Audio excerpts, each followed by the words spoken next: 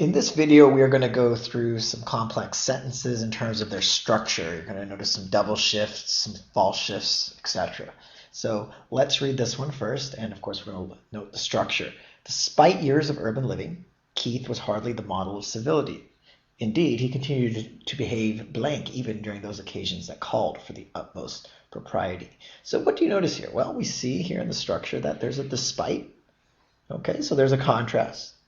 But wait a second, when you have this contrast, after this comma here, usually there's a blank, and so it's easy to say, okay, well, the first part of the sentence is opposite to this part. That's the usual shift. But here, we don't have a blank, either before the comma or right after the comma. So we want to note this word indeed.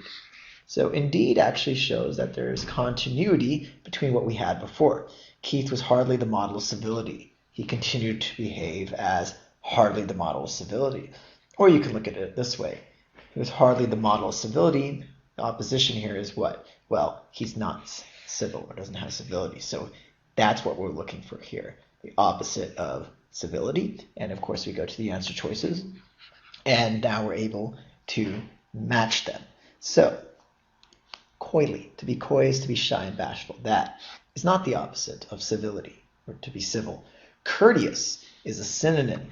I'm going for the opposite of courteous. Unethically. In this case, that's a little bit extreme. So you want to, of course, eliminate these extreme words in some cases. Obviously, if it fits the blank, then you don't want to eliminate it. But in this case, we're not going for something as extreme as unethical. To be uncivil or not civil doesn't mean you're really breaking some moral law. So that's out. And then we have the word churlish. To be churlish is to be rude and unmannered, and that works perfectly. Again, we always want to come up with the opposite of words here. Otherwise, we can sometimes get trapped by words like selfishly. Well, he was selfish. He just wanted to do things his own way. Sure, you can interpret the sentence like that, but it's not the best answer because selfish is not the opposite of civil. So that's out with that one, and there's D. So that's one example of a complex structure. Now let's take a look at another sentence here. Not without her detractors. So right off the bat, what are we noticing here? Well, we're noticing that not without is an example of a double negative.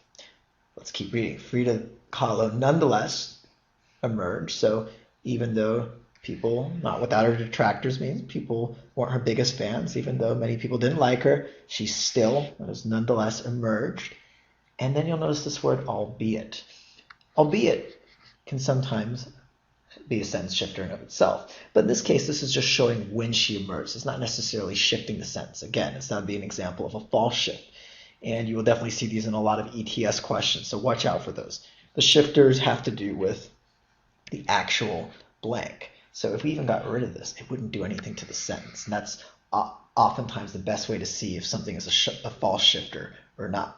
So again, not everybody liked her, but she still emerged as one of the, well, we want, again, the opposite of, not everyone liked her, still she emerged as one of the best. So we can put our own simple word in there. One of the best artists of Mexico in the 20th century.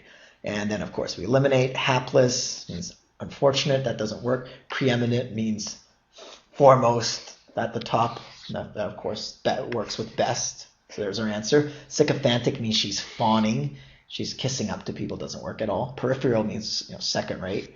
Controversial, well, yeah, she could definitely be a controversial artist, but there's no context backing that up.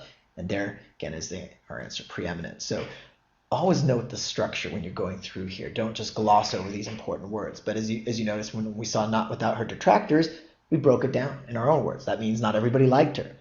If you don't do that and you just try to read the entire sentence all the way through and then get to the end and think you can just put it together, that's going to get you in trouble. You want to break down bit by bit. And so you can say at the end, oh, I see. Okay, not everyone liked Frida Kahlo, but at the end of the day, now, later, she's an artist that is great, or one of the best. And there's our answer, preeminent.